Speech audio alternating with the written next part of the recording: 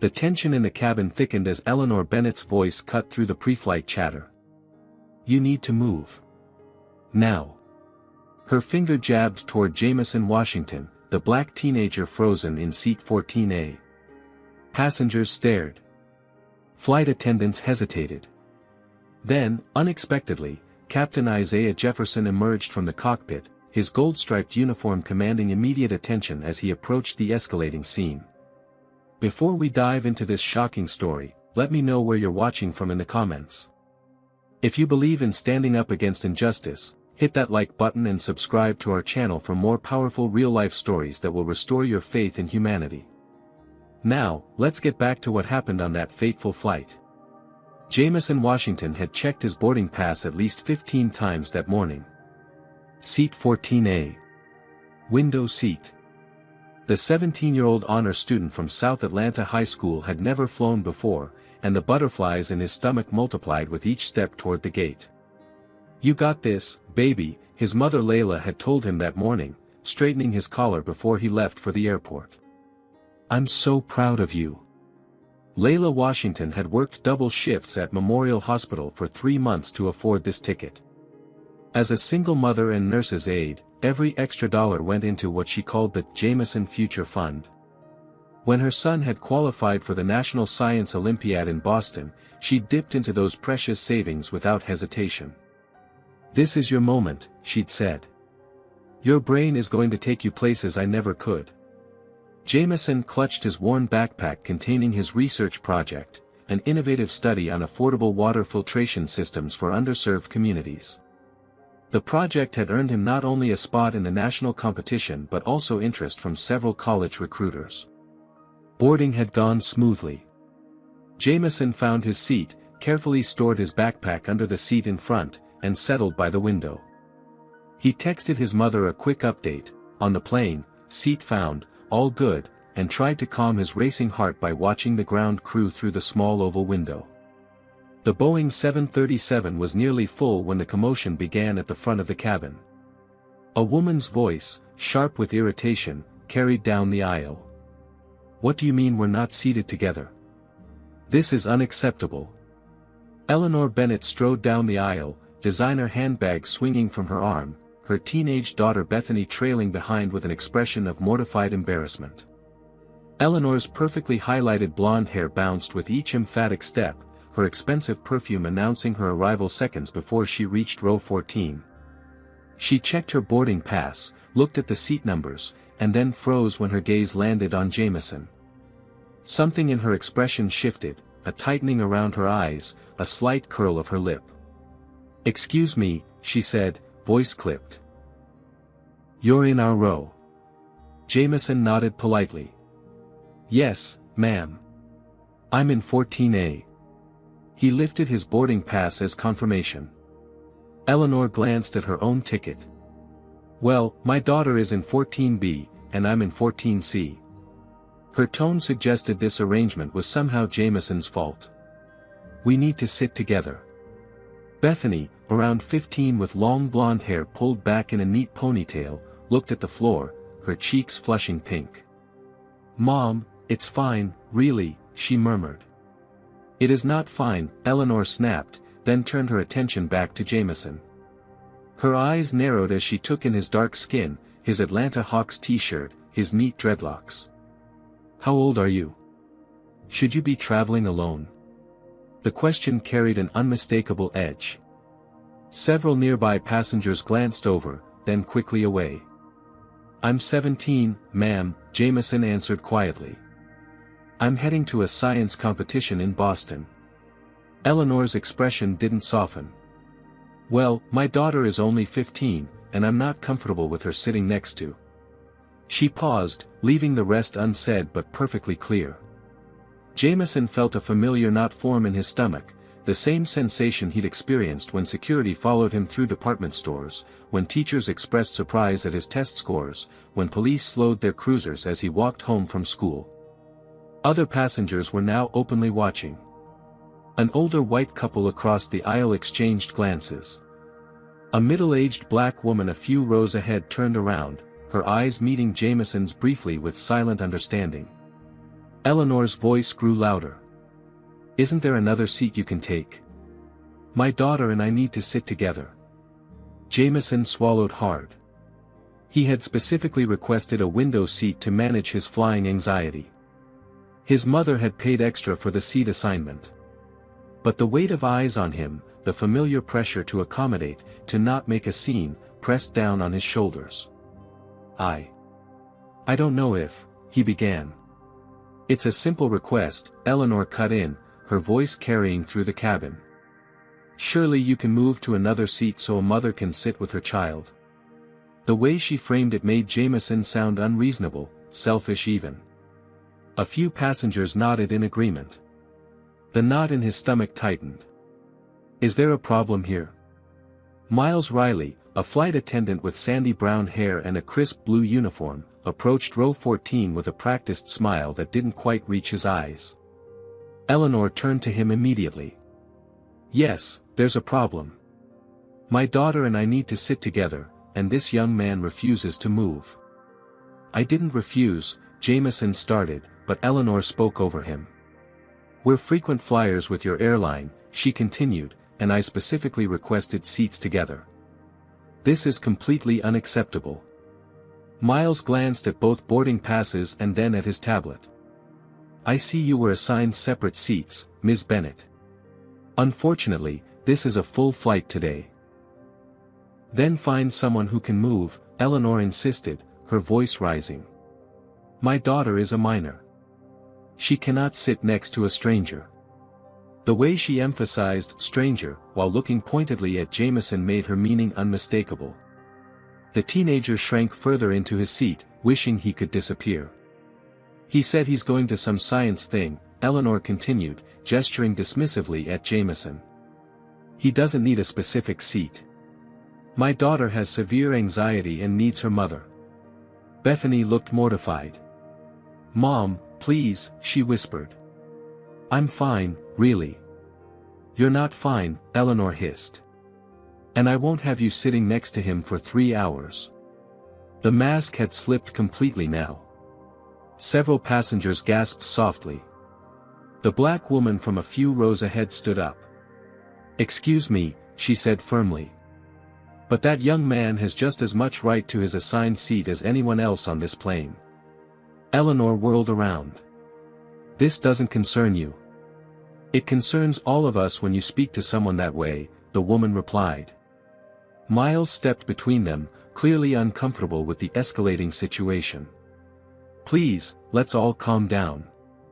Ma'am, perhaps another passenger would be willing to switch. I paid extra for that window seat, Jameson said quietly, finding his voice. I've never flown before, and I. Oh, so now it's about money? Eleanor scoffed. Do you even know how much my tickets cost? I'm a platinum member with this airline. An older white man in a business suit nodded. Just move, kid. Let the mother sit with her daughter. He doesn't have to move, called out another passenger. That's his assigned seat. The cabin was dividing, passengers taking sides. Miles looked increasingly distressed. I don't appreciate your tone, Eleanor said to Jameson, though he had spoken softly and respectfully. And I don't appreciate how you're making my daughter uncomfortable. I haven't done anything, Jameson protested, his voice cracking slightly. Mom, stop it, Bethany pleaded, her face now bright red. He hasn't done anything wrong. Be quiet, Bethany, Eleanor snapped. She turned to Miles. I want to speak to whoever's in charge. This is racial harassment. The absurdity of her claim, that Jameson, by merely existing in his assigned seat, was somehow harassing her, left the teenager speechless. Miles hesitated, then leaned toward Jameson. Sir, would you mind moving? Just to resolve the situation. We have a middle seat available in row 28. The request, though couched in polite terms, stung Jameson deeply. After all the accusations and humiliation, the airline was asking him, not Eleanor, to move. I don't think that's fair, the black woman said firmly. Life isn't fair, Eleanor retorted. And I'll be filing a complaint about all of this. I have connections at your corporate headquarters. Miles looked nervously between the passengers. Sir, he prompted Jameson again. Feeling defeated, Jameson began gathering his backpack. His mother had always taught him to choose his battles wisely, to keep his head down when necessary, to prioritize his goals over his pride. The science competition was too important to risk missing over a seat dispute. Fine, he mumbled, his cheeks burning with humiliation. I'll move. Eleanor's triumphant expression made him feel physically ill. What seems to be the problem here? The new voice cut through the tension like a knife. Deep, authoritative, and calm. Conversations throughout the cabin immediately hushed. Captain Isaiah Jefferson stood at the end of the row, his 6'2" frame commanding attention in his crisp uniform. At 53, Isaiah had the bearing of a man who had navigated both literal and metaphorical turbulence for decades. His close-cropped gray hair and the slight lines around his eyes spoke of experience, while his posture communicated unwavering confidence. Captain, Miles said, relief evident in his voice. There's a seating issue. This young man took my daughter's seat, Eleanor interrupted, her tone shifting to one of exaggerated distress. We're supposed to be seated together. She's a minor, and I explained that we need adjacent seats, but he refuses to move. Isaiah's gaze moved methodically from Eleanor to Bethany to Jameson, who still clutched his backpack, frozen in the midst of complying with the request to relocate. Your boarding passes, please, Isaiah said calmly, extending his hand. Eleanor produced hers and Bethany's with a flourish. Jameson handed his over more hesitantly. The captain studied all three documents carefully, then pulled out a tablet from his jacket pocket. A few taps later, he looked up. Ms. Bennett, he said, his voice measured, according to our system, you purchased these tickets separately and declined seat selection during booking. The computer assigned your seats automatically. Mr. Washington here paid for seat selection and specifically requested 14A. Eleanor's confidence faltered momentarily before she recovered. That's beside the point. My daughter is a minor. Surely you understand why a mother needs to sit with her child. I understand your concern, Isaiah nodded. However, Mr. Washington is in his assigned seat, which he paid extra to reserve. So you're saying we just have to accept this situation? Eleanor's voice rose again. Do you have any idea who I am? I'm personal friends with Gerald Kaplan on your board of directors. A flash of something, perhaps memory, perhaps recognition, crossed Isaiah's face.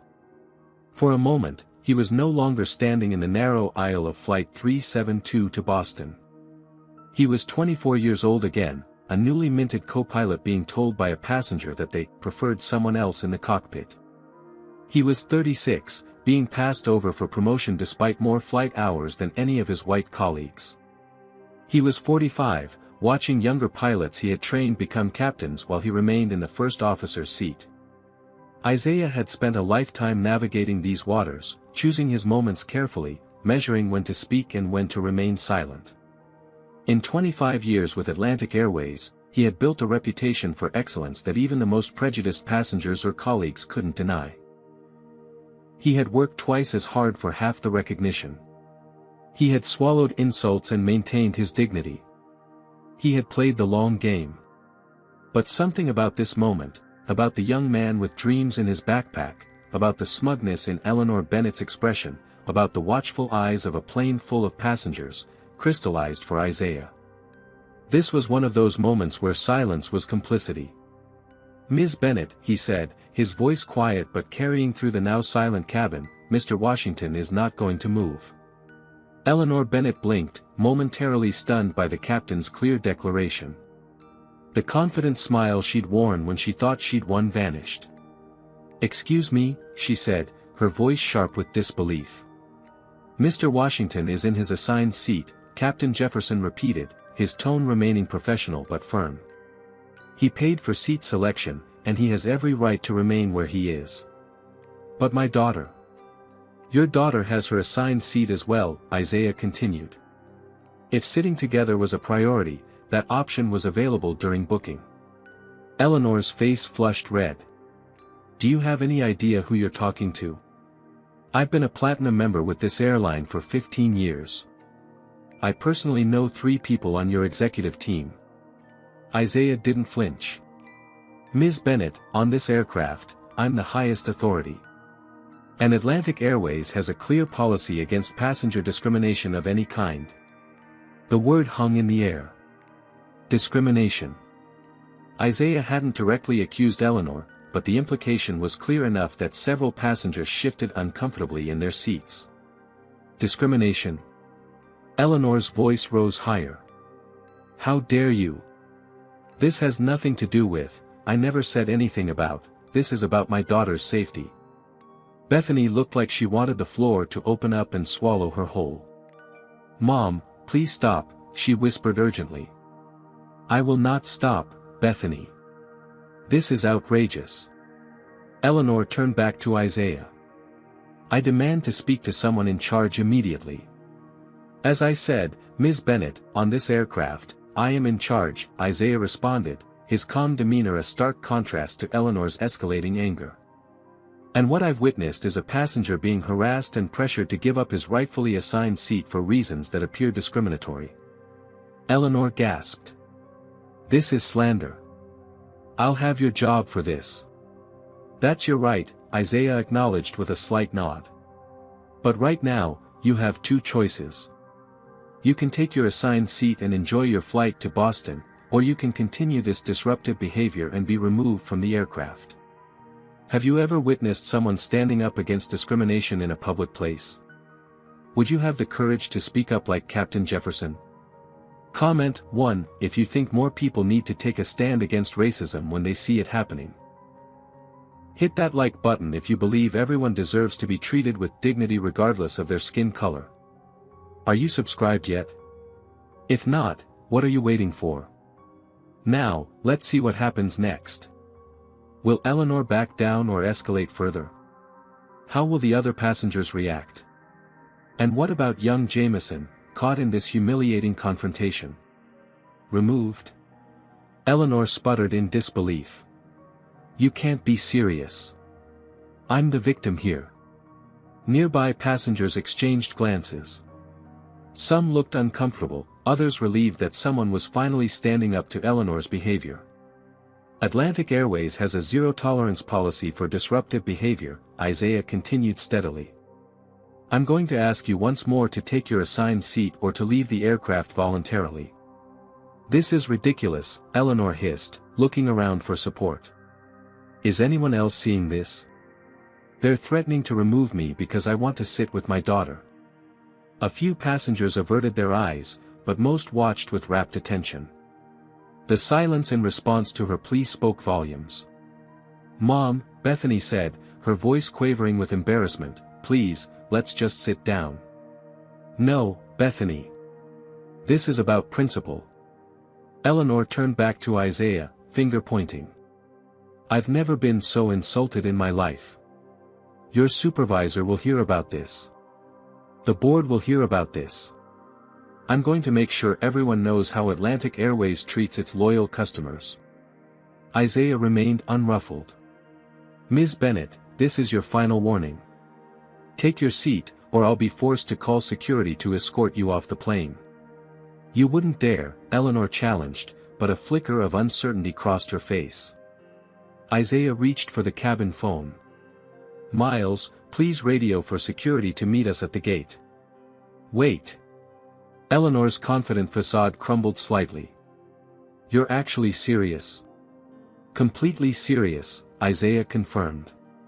Discriminatory behavior and disruption of cabin operations are grounds for removal under our passenger code of conduct. Eleanor's gaze darted around wildly, finally registering that she had no allies in this situation. The reality of actually being removed from the flight, and the public humiliation that would entail, began to sink in. This is insane, she muttered, her voice slightly less confident. I've done nothing wrong. I just wanted to sit with my daughter. Then perhaps you should have considered that during booking, Isaiah replied evenly. Your options remain the same. Take your assigned seat peacefully, or leave the aircraft. Eleanor's jaw clenched. For a moment, it seemed she might back down, but pride won out over pragmatism. Fine, she snapped. We'll get off your plane. Come on, Bethany. Bethany didn't move. Her face was a mask of conflicting emotions, embarrassment, frustration, and what looked like a dawning realization. Mom, I'm not going, she said quietly. What did you say? Eleanor demanded, disbelief etched across her features. I'm not missing this trip because you're making a scene, Bethany replied, her voice stronger now. I've been looking forward to visiting Grandma for months. I'll be fine in my assigned seat. Eleanor stared at her daughter in shock. Bethany Grace Bennett, you will do as I say right now. No, Mom, Bethany said, tears welling in her eyes but her resolve firm. Not this time. A profound silence fell over the cabin. The standoff between mother and daughter added yet another layer to the already tense situation. Isaiah turned to Eleanor. Ms. Bennett, security will be here momentarily. Your daughter is old enough to travel unaccompanied if she chooses. Will you be deplaning voluntarily, or do you need assistance? Eleanor's face contorted with fury and humiliation. This isn't over, she hissed, grabbing her designer handbag. You'll regret this. As if on cue, 2 airport security officers appeared at the front of the cabin. Isaiah nodded to them, and they made their way down the aisle. This passenger will be deplaning, Isaiah informed them calmly. This is outrageous. Eleanor proclaimed loudly as the security officers reached her. I'm being discriminated against for being white. Is anyone recording this? No one reached for their phones. No one spoke in her defense. Ma'am, please come with us, one of the officers said firmly. With a final glare at Isaiah, Jameson, and her own daughter, Eleanor allowed herself to be escorted off the plane, her running commentary about lawsuits and injustice fading as she disappeared down the jetway. Jameson sat frozen in his seat, overwhelmed by what had just transpired. He had faced discrimination before, but never had anyone in authority stood up for him so decisively. As Eleanor's indignant voice faded down the jetway, the cabin remained eerily quiet. Passengers exchanged glances, some nodding in approval, others looking uncomfortable with the confrontation they had witnessed. Bethany sat rigidly in her assigned middle seat, staring straight ahead, her cheeks flushed with embarrassment. Miles, the flight attendant, scurried to secure the cabin for departure, clearly eager to move past the incident. But Captain Jefferson remained standing in the aisle, his presence still commanding attention. He turned to Jameson, who remained clutched to the window, his backpack hugged protectively against his chest. Mr. Washington, Isaiah said, his professional tone softening slightly, are you all right? The simple question, and the dignity with which it was asked, nearly undid Jameson. No one had asked if he was okay throughout the entire humiliating episode. He swallowed hard and nodded. Yes, sir. Thank you. Isaiah held his gaze for a moment longer, a silent understanding passing between them. Then, turning to address the entire cabin, the captain spoke clearly. Ladies and gentlemen, I apologize for the delay. At Atlantic Airways, we believe that every passenger deserves to be treated with dignity and respect. No exceptions. A spontaneous burst of applause erupted from several passengers. The black woman who had initially spoken up in Jameson's defense caught Isaiah's eye and nodded her appreciation. Isaiah continued, we'll be pushing back from the gate in approximately 5 minutes. Thank you for your patience. As he turned to head back to the cockpit, Bethany's small voice stopped him. Captain. I'm really sorry about my mom. Isaiah regarded the teenager thoughtfully. You have nothing to apologize for, Miss Bennett. You're not responsible for another person's actions, even a parent's. Bethany nodded, blinking back tears. Thank you for not making me leave too. You're welcome, Isaiah replied simply before continuing toward the cockpit. As he passed the front row, a middle-aged white businessman caught his sleeve. Captain, Was that really necessary? She was just concerned about her daughter. Isaiah paused, considering his response carefully. Sir, would you ask that question if Ms. Bennett had been removed for smoking or refusing to wear a seatbelt? Rules exist to ensure everyone's dignity and safety. Everyone's. Without waiting for a response, Isaiah continued to the cockpit, leaving the man to reflect on his question. Meanwhile, Bethany turned hesitantly toward Jameson, who was still processing everything that had happened. I'm really sorry, she said quietly. What my mom did was wrong. Really wrong. Jameson studied her for a moment, trying to gauge her sincerity. Her blue eyes were red-rimmed but direct. It's not your fault, he finally said, echoing the captain's words. Still, Bethany insisted, I should have said something sooner. I was just. She trailed off. Scared? Jameson suggested. Yeah, I get that. A small, sad smile flickered across Bethany's face. I've never stood up to her before.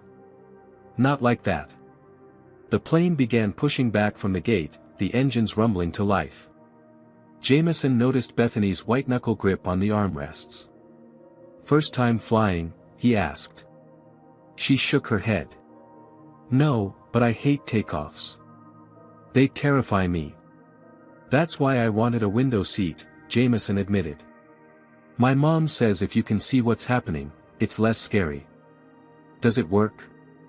Bethany asked, her voice tight as the plane began taxiing. I don't know yet, Jameson said with a small laugh. This is my first flight. Really? Where are you going in Boston? Bethany asked, seemingly grateful for the distraction as the plane accelerated down the runway. National Science Olympiad, Jameson answered, feeling a surge of pride despite everything. My project on water filtration systems made the finals.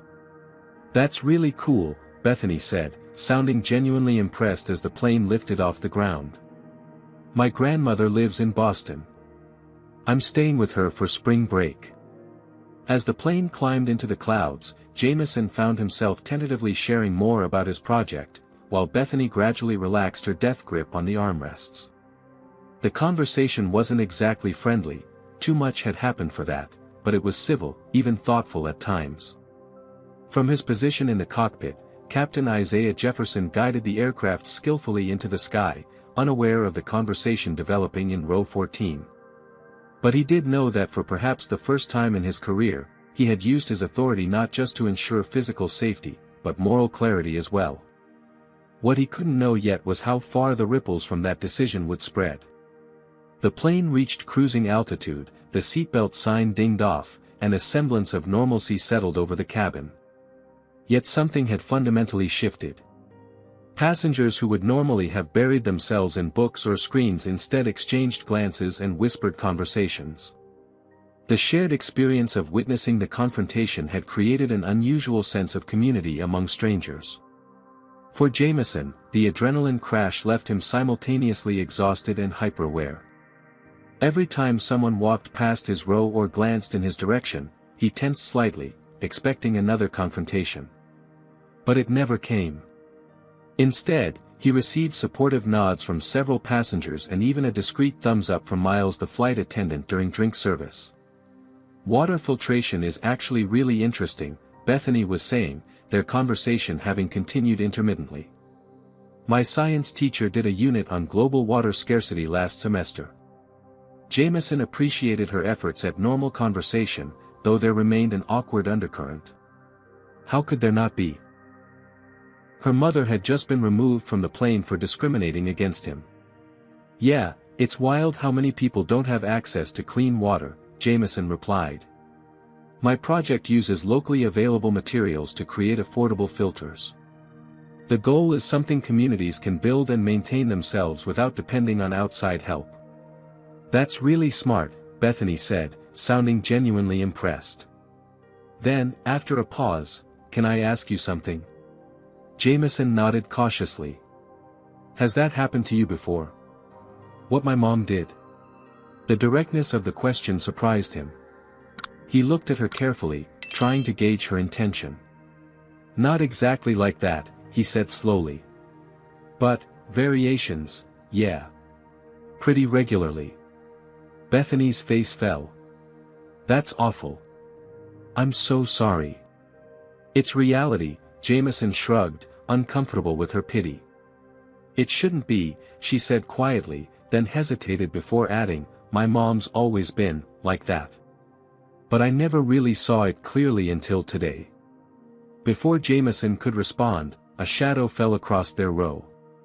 Captain Jefferson stood in the aisle, having emerged from the cockpit now that the plane was safely cruising. "Mr. Washington," he said with a nod. "May I have a word?" Jameson unbuckled his seatbelt and followed the captain to a vacant area near the galley. Isaiah's presence was commanding even in the confined space. "I wanted to check that you're doing all right," the captain said, his voice low enough that other passengers couldn't overhear. "Yes, sir. I'm fine," Jameson replied automatically, then reconsidered. "Actually, thank you. For what you did back there. No one's ever stood up for me like that before." A shadow crossed Isaiah's face. "I know what that's like." The simple acknowledgement, the recognition of shared experience despite their different generations, touched something deep in Jameson. "How do you handle it?" he asked before he could stop himself. "When people treat you that way?" Isaiah considered the question carefully. "When I was your age, I thought I had two choices: stay quiet and take it, or fight back and be labeled difficult. It took me years to realize there's a third option: standing firm in your dignity without letting their hatred define you." He glanced toward the cockpit, then continued. 25 years I've been with this airline. Started as a junior first officer when there were only 4 black pilots in the entire company. I've had passengers request different flights when they saw me in the cockpit. Had colleagues make jokes about affirmative action. Had my authority questioned more times than I can count. "But you became a captain," Jameson observed. "I did," Isaiah nodded. "By being twice as prepared, twice as professional, twice as calm in every situation. It's not fair, but it's how I survived. How I thrived, eventually." He paused, studying Jameson thoughtfully. "That science competition you're heading to, that's your future. Don't let anyone's ignorance derail that. But don't think you have to stay silent to succeed, either. There's power in standing your ground." Jameson absorbed this wisdom, seeing in Captain Jefferson a version of what he himself might become, someone who had navigated a world of obstacles without losing his integrity. "I should get back to the cockpit," Isaiah said, checking his watch. "But I wanted you to know, what happened today wasn't your fault. And how you handled it showed real character."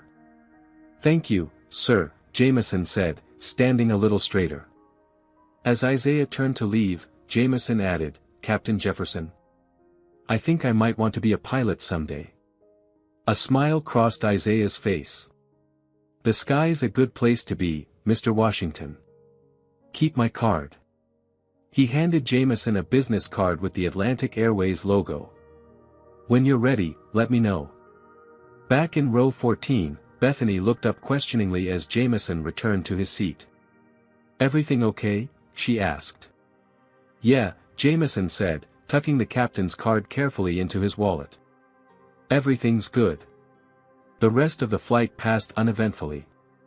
Bethany shared stories about her grandmother in Boston, while Jameson talked about his mother's sacrifices to get him to the science competition. They weren't friends, exactly, but they had reached an understanding, an acknowledgement that what had happened at the beginning of the flight had changed them both in ways they were still processing. As the plane began its descent into Boston, Bethany said abruptly, "I'm going to talk to my mom about what happened today." "Really talk to her, I mean?" Jameson glanced at her, surprised by her determination. "That won't be easy." "No," she agreed. "But necessary. What she did was wrong. And I've been wrong too, for never saying anything before." The plane touched down on the runway, the sudden deceleration pushing them back into their seats. As they taxied toward the gate, Jameson realized something profound. Captain Jefferson hadn't just stood up for him, he had created space for this conversation, for this moment of reckoning that might never have happened otherwise. Small actions, big ripples. Boston's Logan International Airport bustled with midday activity as Jameson made his way through the terminal, his backpack slung over one shoulder. The events on the plane already felt somewhat dreamlike, overshadowed by his anxiety about the upcoming competition. That changed when he turned on his phone. Notifications flooded his screen, text messages from his mother, social media alerts, even an email from his science teacher. Confused, he opened the texts first. "Baby, are you okay? Call me the second you land." His mother had sent multiple increasingly worried messages. Before he could respond, his phone rang in his hand, his mother calling. "Mom? What's going on?" "Jameson. Thank God. Are you alright? It's all over social media, what happened on your flight." His stomach dropped. "What? How?" "Someone recorded it, baby. Posted it online. It's got thousands of shares already. Why didn't you call me?" Jameson felt lightheaded. "I just landed, Mom. I had no idea, what exactly is out there?" As his mother explained, Jameson leaned against a wall for support. Apparently, despite the lack of obvious recording during the confrontation, at least 2 passengers had discreetly captured video of the incident. One clip, titled "Racist Karen Gets Kicked Off Flight After Black Teen Stands His Ground," had already gone viral. "Your face is mostly blurred in the videos," his mother said, "but people from school have recognized you. Principal Davis called me to check if you needed support." Jameson closed his eyes, overwhelmed.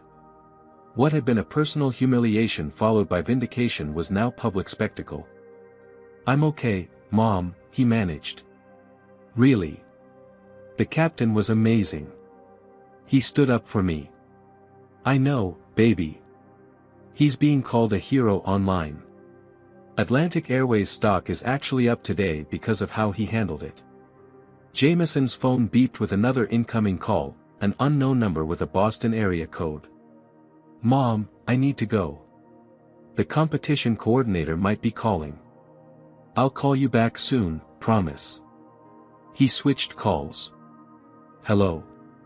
Is this Jameson Washington?" a woman's professional voice asked. "Yes, this is he. Mr. Washington, my name is Lena Curry from WBUR News Boston. We're covering the viral incident on Atlantic Airways Flight 372 today. Would you be willing to comment on your experience?" Jameson froze. "I'm sorry, I can't. I'm here for a science competition. I need to focus on that." "Of course. But if you change your mind, this story is gaining national attention. Your perspective would be valuable." After declining and ending the call, Jameson checked social media. The reporter wasn't exaggerating, the videos had hundreds of thousands of views, with hashtag Captain Jefferson and hashtag Atlantic Airways trending. Comments ranged from supportive. "This is what leadership looks like. Captain Jefferson for CEO," to dismissive. "Another day, another Karen gets what she deserves. Nothing new here," to outright offensive. "Bet that kid was being disruptive before the video started. We're not seeing the whole story." Jameson closed the app, his hands shaking slightly. He needed to focus on the competition, not this unwanted attention. Meanwhile, at Atlantic Airways corporate headquarters in Atlanta, senior executives huddled in an emergency meeting. The viral videos had caught them completely off guard. "The optics are explosive," said Rachel Winters, the head of public relations, gesturing to the social media metrics displayed on the conference room screen. "We're getting thousands of comments across all platforms." "What about the Bennett woman?" asked CFO Douglas Pearson. "She's claiming discrimination against her as a white person. Says she was publicly humiliated. She's threatened legal action," General Counsel Sofia Rodriguez confirmed. "Her attorney has already contacted us." She's demanding Captain Jefferson be disciplined for aggressive and unprofessional conduct, plus compensatory damages for emotional distress. And what about Jefferson? Asked CEO Martin Whitfield. Have we spoken with him directly? He landed in Boston and is now on his scheduled layover, said Tony Garcia, VP of Flight Operations. I spoke with him briefly. He stands by his actions and cited our anti-discrimination policies. Says he'd handle it exactly the same way again. Public sentiment is overwhelmingly in his favor, Rachel noted. Atlantic is being praised for having a captain who took a stand against racism. Our customer service lines are actually getting thank you calls. It's not that simple, Douglas countered. We have protocols for passenger disputes. Jefferson bypassed standard procedures by getting directly involved rather than letting the flight attendants handle it. Are you suggesting we discipline him for stopping discrimination? Sophia asked incredulously. I'm suggesting we be thorough before we turn him into a company spokesman, Douglas replied. What if there's more to the story? What if Bennett's connections on the board decide to make this an issue? Then I'll deal with the board, Martin said firmly. For now, we need a measured response. Sophia, review the legal implications from all angles. Rachel, draft a statement supporting our anti-discrimination policies without specifically commenting on the incident while it's under review. Tony, I want Jefferson temporarily assigned to non-flying duties until we complete our investigation, standard procedure, not punishment. That will look like we're punishing him, Rachel protested. It will look like we're being thorough, Martin corrected. Jefferson's a professional. He'll understand. Back in Boston, Captain Isaiah Jefferson sat in his hotel room, watching the situation unfold on his laptop. His phone had been ringing non-stop, colleagues, friends, even reporters who had somehow obtained his number. He had expected some fallout, but nothing of this magnitude. The airline's HR department had already contacted him, explaining that he would be temporarily reassigned pending a standard review of the incident. Isaiah recognized the corporate playbook at work, minimize liability while assessing public relations impact. What troubled him wasn't the investigation, but the surrounding noise that threatened to drown out what really mattered. A young man had been discriminated against, and Isaiah had simply done what was right. His phone buzzed with a text from his wife, "You're trending, honey. Our daughter says you're a social justice warrior now. Should I be worried?" Despite everything, Isaiah smiled. In 30 years of marriage, Linda had always been his rock, understanding the unique pressures he faced as a black pilot in an overwhelmingly white profession. "Just did my job," he texted back. "Tell Aisha not to believe everything she sees online." A moment later, his phone rang with a call from Tony Garcia, his direct supervisor and longtime colleague. "Isaiah," Tony said without preamble, "things are escalating quickly. Bennett has legal representation and is giving interviews calling you aggressive and intimidating. The video doesn't show that, but just be prepared." "I stand by what I did, Tony," Isaiah replied calmly. "I know. Look, this reassignment is just procedure. Martin wants to make sure all bases are covered before we issue a full statement of support. But it is coming." The statement of support? The slight hesitation before Tony's answer spoke volumes. "We're behind you, Isaiah. Just, no media comments for now, okay? Let PR handle this." After hanging up, Isaiah stared out the hotel window at the Boston skyline. He had navigated corporate politics for decades, always carefully, always with an awareness that as one of the few black captains, he was held to a different standard. Had he finally crossed a line that would cost him the career he'd worked so hard to build? His phone buzzed again, an email notification. From Jameson, Washington. "Captain Jefferson," it read. "I don't know if you've seen the videos online, but the incident on our flight has gone viral. I wanted you to know I'm sorry if this causes you any trouble. My mom says you might get in trouble for standing up for me, and I never wanted that. You did the right thing, and I'll tell anyone who asks. Thank you again. Respectfully, Jameson, Washington. Isaiah read the email twice, then set his phone down with a renewed sense of purpose. Whatever came next, interviews, investigations, or corporate maneuvering, he had done the right thing. And sometimes, that had to be enough. 1 week later, Jameson sat at his desk in Atlanta, staring at his science competition medal, second place in the national finals. Under normal circumstances, it would have been the proudest achievement of his young life. Now, it felt overshadowed by everything else that had happened. The Atlantic Airways incident, as it was being called online, had exploded into a national conversation. Major news networks had covered the story. Opinion pieces debated the appropriate response to racism in public spaces. Isaiah Jefferson and Eleanor Bennett had become unwitting symbols in America's ongoing struggle with racial justice. Jameson had declined all interview requests, focusing instead on his competition performance. But the attention had followed him to Boston anyway. Fellow competitors had whispered and pointed. Judges had given him curious glances. Even his brilliant presentation on water filtration systems had been met with questions that seemed to probe beyond scientific inquiry. What inspired your interest in helping underserved communities? Have you personally experienced limited access to resources? His phone buzzed with a text from Bethany Bennett. They had exchanged numbers before parting at the Boston airport, an unexpected development from the whole ordeal. Saw your competition results online. Congratulations. How are you holding up with everything else? Jameson appreciated her checking in. Their text exchanges over the past week had been surprisingly thoughtful. Bethany was grappling with her mother's behavior and her own complicity in staying silent for years. Thanks, he texted back. Doing okay.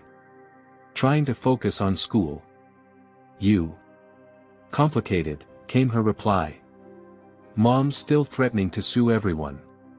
Meanwhile, I'm questioning everything I thought I knew about her. About myself too.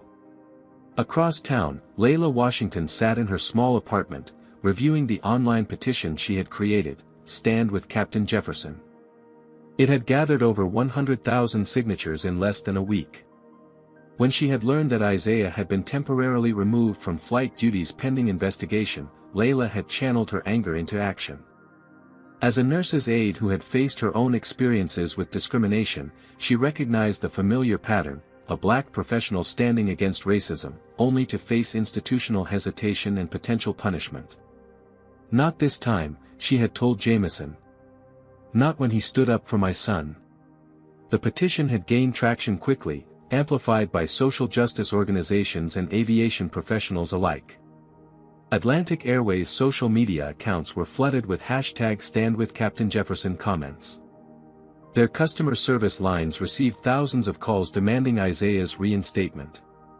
Meanwhile, in Boston, Isaiah Jefferson sat in a hotel conference room, facing 3 airline executives who had flown in for what they called a fact-finding discussion. Captain Jefferson, began Sofia Rodriguez, the airline's general counsel, we appreciate your cooperation during this review process. We're trying to establish a complete timeline of events. Isaiah nodded. I've provided my written statement. I stand by every word. We understand, said Tony Garcia, his direct supervisor. But Eleanor Bennett's attorneys have made serious allegations about your conduct. They claim you were aggressive and intimidating toward a female passenger, that you publicly humiliated her, and that your actions constituted reverse discrimination. Isaiah remained impassive, though the term reverse discrimination made his jaw tighten slightly. The videos don't support those claims, he noted calmly. No, they don't, agreed Rachel Winters from PR, quite the opposite. Public sentiment is overwhelmingly in your favor, Captain. The Atlantic Airways social media accounts have received record engagement, most of it positive. I didn't make my decision based on how it would play on social media, Isaiah said firmly. I made it because a passenger was being discriminated against on my aircraft. And we appreciate that, Tony said quickly. Atlantic Airways has always stood against discrimination. Have we? Isaiah asked quietly. Then why am I sitting here instead of flying my scheduled routes? The question hung in the air, uncomfortable and pointed. Sophia cleared her throat. Standard protocol requires administrative leave during any passenger incident investigation. You know that, Captain. What I know, Isaiah replied evenly, is that I've given 25 years to this airline. I've navigated situations from medical emergencies to severe turbulence to mechanical failures. My judgment has never been questioned until I stood up against explicit racism. The executives exchanged glances. There's something else you should know, Rachel said finally. The Atlantic Airways Pilots Association has issued a statement of support for your actions.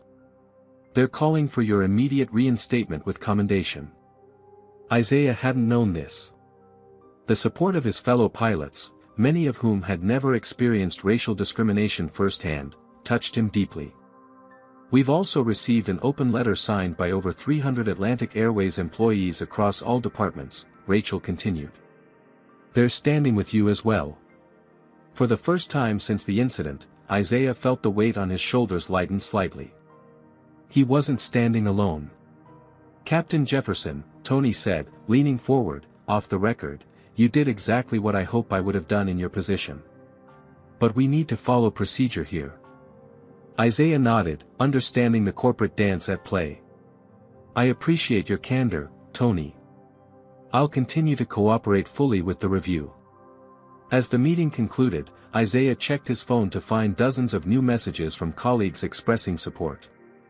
One caught his eye, from Miles Riley, the flight attendant who had initially suggested Jameson move seats. Captain, it read, I've submitted my statement to HR. I told them everything. Including how I failed to handle the situation properly before you stepped in. You showed me what real leadership looks like. Thank you for that lesson. In Atlanta, Jameson's phone rang with an unknown number. Normally he would let it go to voicemail, but something compelled him to answer. Hello. Jameson, Washington. This is Catherine Liu from Horizon Technologies. We sponsored the National Science Olympiad. Yes, ma'am, Jameson replied, surprised. I was impressed by your project in Boston, Catherine continued. The practical applications of your water filtration system for underserved communities showed both scientific acumen and social consciousness. Thank you, Jameson said, pride swelling in his chest. I'm calling because Horizon has a summer internship program for promising young scientists. Your name was already on our shortlist based on your project, but I must admit, the way you handled yourself during that incident demonstrated exactly the kind of character we value at our company. Jameson sat straighter. You know about that? The whole country knows about it, Jameson, Catherine said kindly. Not many teenagers would have maintained their dignity in that situation. It speaks volumes about who you are. As she explained the details of the internship opportunity, a paid position at their research facility, mentorship from leading scientists, and potential college scholarship opportunities, Jameson felt a strange sense of wonder. The incident that had humiliated him, that had threatened to overshadow his scientific achievement, was now opening doors he hadn't known existed. Later that evening, Jameson's mother returned from work to find him at the kitchen table, surrounded by internship paperwork. Good news? She asked, noting his smile. Great news, he confirmed, explaining Catherine's call. It's like, something good is coming from something bad. Layla sat beside him, taking his hand. That's often how change happens, baby. Something difficult creates space for something better. She showed him her phone. The petition for Captain Jefferson had reached 150,000 signatures and continued to climb. People are watching, she said softly. They're seeing what happened to you, what the captain did about it. And they're saying, that's not okay. That's not who we want to be. That matters. Jameson nodded, understanding washing over him. What had happened on that plane wasn't just about one racist woman, or one brave pilot, or even one black teenager trying to attend a science competition. It was about all the moments like it, seen and unseen, that shaped American life. And maybe, just maybe, this particular moment would help shape it for the better. 3 weeks after the incident, Captain Isaiah Jefferson stood before a podium at Atlantic Airways headquarters in Atlanta, the company's CEO Martin Whitfield at his side. Camera flashes punctuated the packed press conference as Martin addressed the assembled journalists. After a thorough review of the events on Flight 372, Atlantic Airways is proud to reinstate Captain Isaiah Jefferson to full flying status, effective immediately, Martin announced. Furthermore, we are commending Captain Jefferson for exemplifying the values of dignity, respect, and equality that form the cornerstone of our company culture. Isaiah maintained his professional composure, though the vindicating words washed over him like a cleansing rain. The 3-week investigation had been exhaustive, statements collected from dozens of passengers and crew members, legal analyses of the airline's policies, and extensive discussions about where customer service ended and moral obligation began. Atlantic Airways is also announcing today the implementation of enhanced anti-discrimination training for all customer-facing staff, Martin continued. The Dignity in the Sky program will ensure that every employee has the tools and support to uphold our commitment to treating all passengers with respect, regardless of race, gender, religion, sexual orientation, or any other characteristic. The subtext was clear to everyone in the room. Atlantic Airways was not only standing behind Isaiah's actions but institutionalizing them as company policy. When Isaiah stepped to the microphone, his words were measured and thoughtful, as always. I've been a pilot for nearly 30 years, and a captain with Atlantic Airways for 15 of those years. Safety has always been my primary concern, not just physical safety, but the safety of every passenger to exist with dignity in the shared space of an aircraft cabin. He paused, looking directly into the cameras. What happened on Flight 372 should never have escalated to the point where I needed to intervene. But when it did, I made the decision that reflected both my personal values and what I understood to be the values of this company. I'm gratified to see that understanding confirmed today. Across town, in a quiet courtroom, Eleanor Bennett's lawsuit against Atlantic Airways was being summarily dismissed. Her claims of reverse discrimination and public humiliation had failed to persuade the judge, particularly in light of the multiple videos showing her behavior. The airline's actions were both legal and appropriate, the judge concluded. The plaintiff was removed for disruptive behavior after refusing to comply with crew member instructions, not because of her race. Eleanor sat stiffly beside her attorney, her expression a mask of indignation. The public backlash had been severe. She had lost clients from her real estate business, received countless angry messages, and even been asked to step down from the charity board she had once proudly led. Notably absent from the courtroom was her daughter Bethany, who had chosen to stay with her grandmother in Boston for the remainder of spring break, extending her visit by an additional week. Later that afternoon, in the auditorium of South Atlanta High School, Jameson Washington stood at a podium of his own, addressing his fellow students at a special assembly focused on resilience and achievement. Second place at the National Science Olympiad wasn't my goal, he admitted with a smile. I wanted first. But standing here today, I realized that the journey taught me more than just science. The packed auditorium listened attentively. Among the audience members were Layla Washington, beaming with pride, and, surprisingly, Captain Isaiah Jefferson, in his full uniform, whom Jameson had invited personally. I learned that sometimes, standing your ground is just as important as knowing when to compromise, Jameson continued. I learned that allies can appear in unexpected places. And I learned that one moment of injustice doesn't define you unless you let it. He didn't explicitly mention the incident on the plane, though everyone knew what he was referring to. The viral videos had made him reluctantly famous at school. But rather than exploiting that attention, Jameson had channeled it toward promoting the science club and encouraging other students of color to pursue STEM opportunities. Next fall, I'll be attending MIT on a full scholarship, he announced to cheers and applause.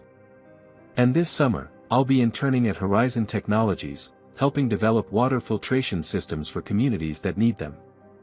After the assembly, as students filed out, Isaiah approached Jameson and his mother.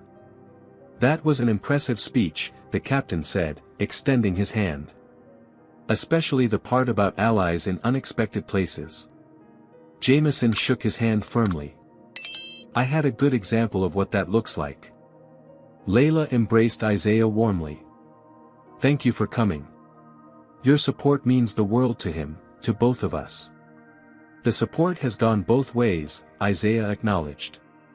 Your petition helped keep the pressure on the airline when things could have gone differently. They chatted for a few minutes about Jameson's upcoming internship and college plans. As they were about to part ways, Isaiah's phone buzzed with a text. He checked it and smiled. That's interesting, he said. The airline just announced a new scholarship program for underrepresented students interested in aviation careers. They're calling it the Future Flyers Initiative. They want me to help develop the program. You should do it, Jameson said immediately. Isaiah studied the young man thoughtfully. You know, Mr. Washington, I meant what I said on the plane. If you ever decide piloting might be in your future, that card I gave you isn't just for show. I'm keeping my options open, Jameson replied with a grin. Maybe I'll design planes first, then fly them later. As they said their goodbyes, Jameson's phone chimed with a text from Bethany. Saw your school posted about your assembly speech. Wish I could have been there. Still planning to visit Emory this summer, maybe we could meet up. P.S. Mom's lawsuit got thrown out today. Small victories. Over the following months, the ripple effects of Flight 372 continued to spread. Atlantic Airways' Dignity in the Sky program became an industry model, adopted by several other airlines. The viral video became a case study in corporate training programs nationwide on addressing discrimination in customer service environments. Eleanor Bennett eventually issued a carefully worded public apology, though whether it represented genuine growth or strategic reputation management remained unclear. Bethany, however, had embraced a genuine journey of self-reflection, joining diversity initiatives at her high school and having difficult but necessary conversations with friends and family about unconscious bias. 1 year later, Jameson Washington, now a freshman at MIT, gave a TEDx talk titled Turbulence: Navigating Social Justice at 30,000 Feet. The auditorium was packed, and among the attendees were Isaiah Jefferson and his wife Linda, Bethany Bennett, now estranged from her mother, and of course, Layla Washington. A single moment can change everything, Jameson told the audience. Not because the moment itself is so powerful, but because it reveals truths we've been too comfortable to acknowledge. On that flight, I wasn't just a black teenager facing discrimination, I was one link in a chain of moments that define who we are as a society. He looked out at the diverse faces watching him. The question isn't whether these moments will occur, they will. The question is how we respond when they do. Do we look away? Do we prioritize comfort over justice? Or do we stand firm in the belief that dignity isn't negotiable? As Jameson concluded his speech to thunderous applause, Isaiah reflected on how that split-second decision to intervene had cascaded into something neither of them could have anticipated. A career vindicated. A young life empowered. A corporation transformed. A national conversation ignited. All because someone had simply done the right thing, even when it would have been easier not to. This powerful story reminds us that standing against racism requires courage from both those experiencing it and those witnessing it. While it's often easier to remain silent or look away, true change happens when people choose dignity over comfort. Captain Jefferson showed that authority figures have a special responsibility to uphold justice, even at personal risk. For Jameson, this experience taught him that standing his ground can be as important as compromise. For Bethany, it revealed how staying silent makes us complicit in others' harmful behavior. For Isaiah, it confirmed that principled actions can transform organizations and inspire others. The ripple effects demonstrate how one courageous moment can create lasting change. From corporate policy reforms to personal awakenings, standing up against discrimination doesn't just help the immediate victim, it shifts societal expectations and empowers others to speak up. Ultimately, this story teaches us that moral courage isn't about grand gestures but about choosing the right action in critical moments when it would be easier not to. These seemingly small decisions shape not only our individual character but our collective future. Have you ever witnessed discrimination and found the courage to speak up, or wish that you had? Share your experience in the comments below. What would you have done if you were a passenger on that flight? If this story moved you or made you reflect on your own actions in moments of injustice, please hit that like button and subscribe to our channel for more powerful real-life stories that highlight both the challenges and triumphs of standing up for what's right. Share this video with someone who needs to be reminded that their voice matters in the fight against racism and discrimination. Your support helps us continue bringing these important stories to light.